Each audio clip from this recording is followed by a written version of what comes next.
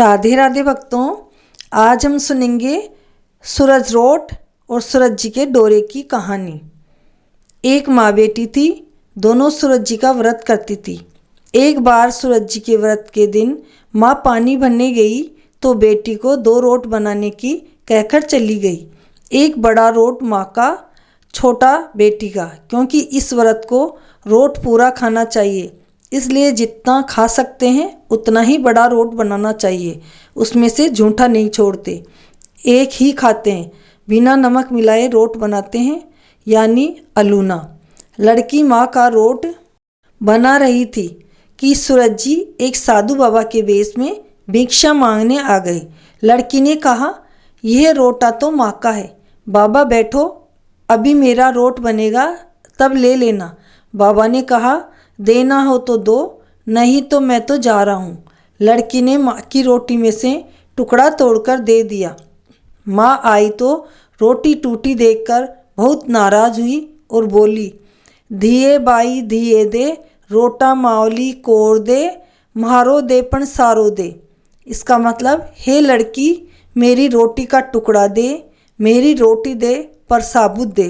वह लड़की को मारने लगी।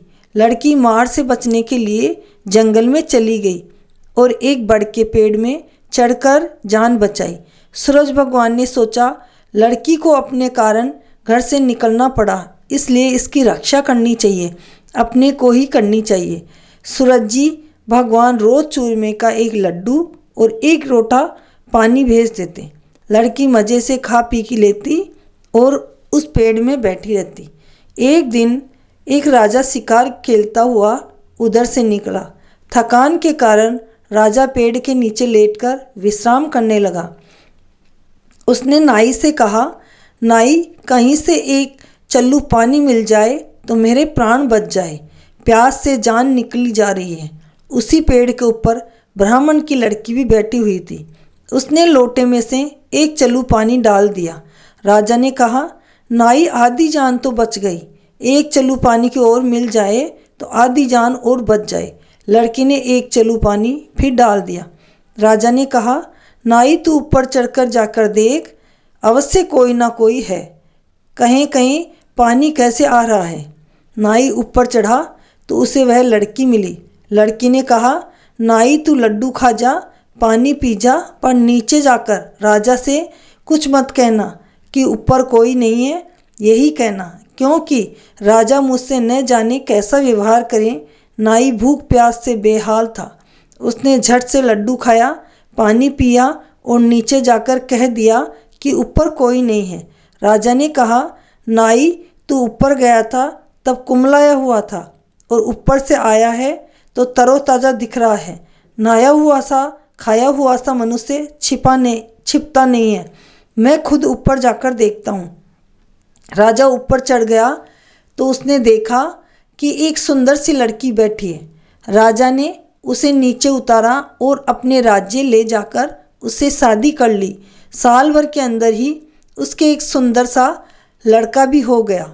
दो रानी जेठानी व अन्य रानियां उसके पुत्र और उसकी रानी की सुंदरता को देखकर जलती कुड़ती रही थी। सूरज जी का व्रत आया। लड़की जो अब रानी थी ने सूरज जी का रोटा बनाया। राजा के आते ही अन्य रानियों ने राजा को सिखाया, राजा जी, तुम रानी लाए हो या जाटनी लाए हो?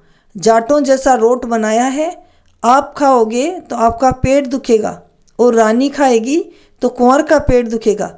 रानी ने यह बात सुन ली। उसने रोट को कटोरे के नीचे छिपा दिया और मन ही मन सूरज भगवान से सहायता करने के लिए विनती करने लगी। राजा आया। उसने पूछा, कटोरे के नीचे क्या है? रानी ने कहा, मेरे बोदे से पियर की बीदड़ी है, यानी मेरे गरीब पियर से गिफ्ट आया है। राजा ने कटोरा उठाया तो उसके नीचे से सोने का चक्कर निकला।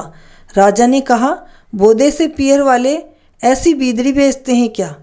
एक दिन रानी खिड़की से बाहर की तरफ देख रही थी तो उसने देखा कि उसकी माँ छाजला बेचती हुई उधर से निकल रही थी। बेटी ने यह सोचकर उसे बुला लिया कि माँ को सुख से रोटी मिल जाएगी, इतने नौकर चाकरों में वह भी यहीं रह लेगी और किसी को पता भी नहीं चलेगा कि वह मेरी माँ है। किंतु वह तो आते ही फिर वही बात दोहराने लगी, धिये माई धिये दे, रोटा माइली कोड़ दे, मारो दे पण सारो दे। रानी ने सोचा, इस तरह तो सबको मालूम हो जाएगा कि ये मेरी माँ है, तो दौरानी जिठानी मेरी हंसी उड़ाएगी। उसने माँ को एक कोठरी में बंद कर दिया और ताला लगा दिया। राजा के आते ही दौरानी जिठानी ने कहा, राजा जी, रानी लाए हो या डाकन भूतनी लाए हो? आज एक औरत महल में घुसती हुई तो दिखी, लेकिन निकलती हुई नहीं दिखी। रानी ने सुन लिया और सूरज भगवान से प्रार्थना करने लगी, हे भगवान, इस विपत्ति से तुम ही बचाओ। राजा ने आते ही कोठे की चाबी मांगी। रानी ने दे दी। कोठा खोला तो उसमें सोने की मूर्ति मिली। राजा ने पूछा, यह मूर्ति कहाँ से आई? रानी ने कहा, मेरे बोदे से पीहर की बिदड़ी आई है, यानी गरीब पीहर से भेंट आई है। राजा ने कहा, तेरा पीहर ऐसी कीमती भेंट भेजते हैं, हमें तो नहीं बुलाते, मुझे मेरा ससुराल देखना है। रानी ने फिर सूर्य भगवान से प्रार्थना की। सूर्य भगवान ने कहा, बाई, मैं राजा को सवा पहर का ससुराल दिखा दूंगा, इसके बाद मुझे मेरी नगरी में उजाला करने जाना होगा। सूर्य भगवान भाई बनकर बुलाने आ गए। सूर्य भगवान ने जंगल में माया नगरी बसा दी। रानी और राजा को वहाँ ले जाकर रखा। नौकर चाकर महल झरोके भाई भतीजे भाभी सब माया से बना दिए। दाल बाटी और चूरमे की रसोइयाँ बन रही थी। खाना खा पीकर रानी ने कहा, राजा जी घर चलो, कुंवर का पेट दुख रहा है। उसने चुपके चुपके कुंवर के चुटकी काटनी शुरू कर दी। बच्चा रोने लगा, बिलखने लगा, पर राजा जाने को तैयार न हुआ। कहने लगा, रानी, ऐसे सासरे का आराम सुख तो लेने दो। सूर्य भगवान ने चुपके से कहा, बाई, मेरा समय पूरा हो गया, मुझे मेरी नगरी में जाना है, तुम तुम्हारे घर जाओ। रानी ने मुश्किल से किसी प्रकार राजा को मनाया। सूर्य भगवान ने बहुत सा गहना कपड़ा देकर राजा रानी को विदा किया। आगे जाकर राजा बोला, नाई, मैं तो मेरी धोती और एक पाँव की जूती भूल आया हूँ, जाकर ले आ। रानी ने कहा, ससुराल से इतना नया कपड़ा मिला है, उस पुरानी सी धोती को खो जाने दो। रानी डरती रही थी कि माया नगरी समाप्त हो चुकी होगी। नाई अगर जाएगा तो भेद खुल जाएगा। राजा को रानी पर शंका थी और वह यह जानबूझकर कर रहा था और इसका भेद जानना चाहता था, इसलिए उसने नाई को भेज दिया। नाई ने देखा वहाँ तो बियाबान जंगल था, चूरमा बाटी बनाया था, उसकी जगरे की राख उड़ रही थी। दूर दूर तक न महल था, न बाग था, न बगीचा, न कोई मनुष्य। एक बड़े से पेड़ पर धोती सूख रही थी और पेड़ के नीचे जूती पड़ी थी। नाई को बहुत डर लगा। धोती जूती लेकर वो भागा और राजा को आकर सब बात बताई। राजा ने तलवार निकाली और रानी से पूछा, सच सच बता, ये क्या माजरा है? रानी ने सब कुछ सच सच बताया। इस प्रकार सूर्य भगवान के व्रत से ब्राह्मण की कन्या को राज सुख प्राप्त हुआ। जैसे सुख उसे मिला, वैसा कहानी कहने वाले, सुनने वाले, हुंकारा बनने वाले सबको देना। इस कहानी के बाद में गणेश जी की कहानी कहनी चाहिए। अब भक्तों, मैं इसकी पूजा विधि आपको बताने जा रही हूँ। पूजा का छोटा रोट बनाना चाहिए। इस दिन बायना नहीं निकालते। पूजन की सब सामग्री आंगन में समेट कर किसी कपड़े में बांधकर किसी आले में या सुरक्षित स्थान पर रख देनी चाहिए। फिर आखा तीज पर एक पाटे पर थोड़े गेहूँ रखकर उस पर डोरे रख दो और रोली, चावल, मेहंदी आदि से पूजा करो। पहले ही थोड़ा हलवा बना लो, वह भी पूजा में रख लो और उससे डोरों को जिमा दो और आंखें हाथ में लेकर वापस दुल्हनडी को जो कहानी सुनी थी वही कहानी नल राजा और दमयंती की सुने और सूरज भगवान के डोरे में सूरज भगवान की कहानी सुने। ये सब आंखें और सारी सामग्री वापस पाटे से उठाकर कपड़े में बांध दो, फिर बायना निकाल कर खाना खा लो। इन डोरों को दिवाली की सफाई में पीपल की जड़ या जलाशय में डाल देना चाहिए, ऐसे नहीं फेंकना चाहिए, नहीं तो दशा माता रुष्ट हो जाती है। तो भक्तों, दशा माता और दीतवार की दोनों डोरे हम होली के दूसरे दिन पड़वा को लेते हैं।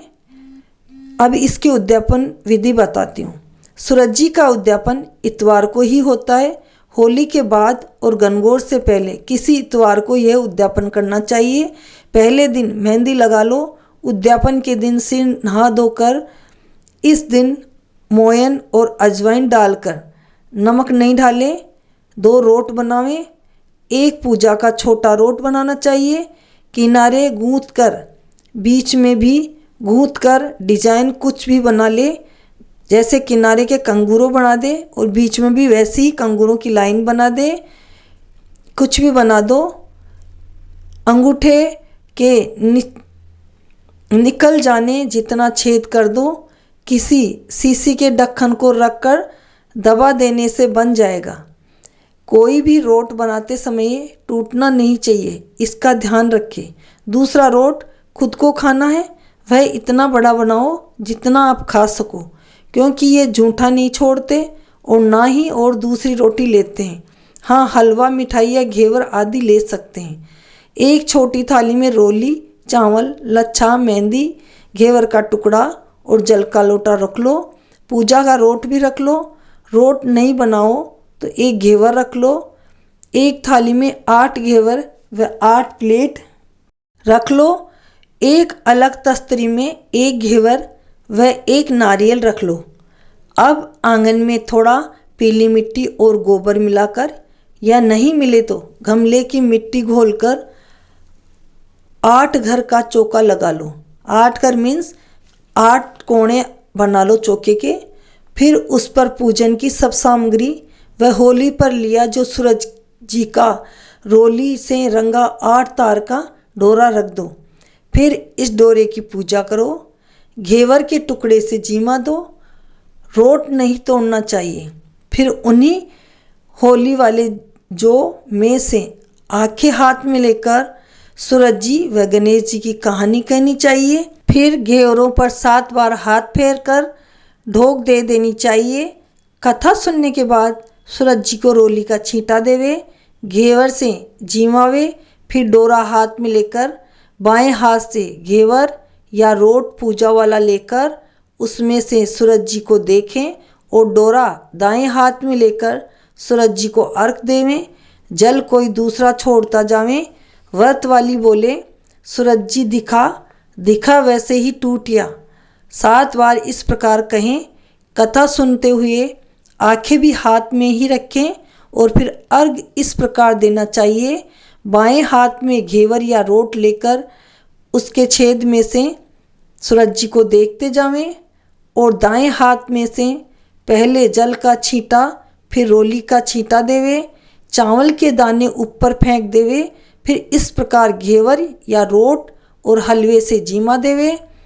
एक औरत हाथ पर जल छोड़ती जावे और व्रत वाली औरत हाथ का थोड़ा सा जल लगातार उछालते हुए उस जल की धार के साथ नीचे आंखें भी छोड़ते जाएं, गिराते जाएं। यह कहती जावें, सोना की सी सांकली, मोत्या को सोहार, चौबाती का दीवलो, 4 पहर की रात, आम तले मारो सासरो, नीम तले मारो पीर, चारों गैला यूं बहे, कीड़ा किसी नार। सूरज जी ने अर्घ देता, जियो जीव भरतार। 1 2 3 4 5 पानी उछालते हुए 8 तक गिनती बोले। फिर 1 घेवर व 1 प्लेट सास को पैर लग कर दे देवें। 1 घेवर जो अलग रखा था नारियल व 11 रुपये देवर को दे देवें। बाकी बची प्लेटें रिश्ते की या अन्य औरतों को बांट देनी चाहिए। पूजा का घेवर या रोट जो भी हो ब्राह्मणी को दे देवें या गाय को दे देवें। इस दिन खाना एक ही बार खावें। सूर्य छुपने से पहले ही खाना खा लेवें और सूर्य छिपने के बाद पानी भी नहीं पीना चाहिए। इस दिन नमक नहीं खावें।